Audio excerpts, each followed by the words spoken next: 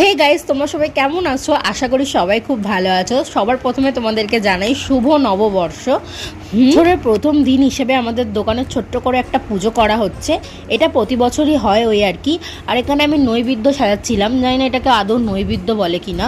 আর বছরের প্রথম দিন বলে কথা, নতুন জামা পরবো না তা কি হয়। প্রথমে ভেবেছিলাম ব্লুটা পরবো, দেন আমি হোয়াইটটাই পরি। হোয়াইটটা একটু বেশি ভালো লাগছিলো, তাই হোয়াইটটাই পরেছি। আর এই দেখো, এটা হচ্ছে আমার নববর্ষের লুক।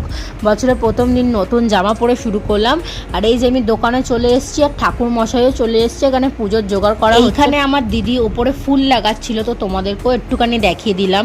আর এখানে আমাকে দিয়েছে চন্দন বাটতে। জানি না আমি আদৌ কোনো কাজ কোনোদিনও ঠিকভাবে করতে পারবো কিনা। তারপরে আমি নিজেকে একটু দেখে নিচ্ছিলাম যে কেমন লাগছে। আর এই যে এটা হচ্ছে আমাদের এখানে পুজো হচ্ছে, তোমাদেরও একটু দেখিয়ে দিই। এটা হচ্ছে আমাদের লক্ষ্মী আর গণেশ ঠাকুর, দুজনকে খুব মিষ্টি লাগছে। আর এই পুজোর ফাঁকে চলে এসেছিল এই পুচকি বনুটা, ও দেখা করতে এসছে। আর এখানে আমি অঞ্জলি দিতে বসে গেছি। তোমরা বলবে অঞ্জলি দিতে গিয়ে কে ভিডিও বানায়? কে বানায় মানে আমি বানাই, আমি বানাই। আর এখানে আমাদের যজ্ঞ হবে, তাই জন্য কলা লাগবে, আর কলা নেই, তাই আমি আবারও আনতে গেছিলাম।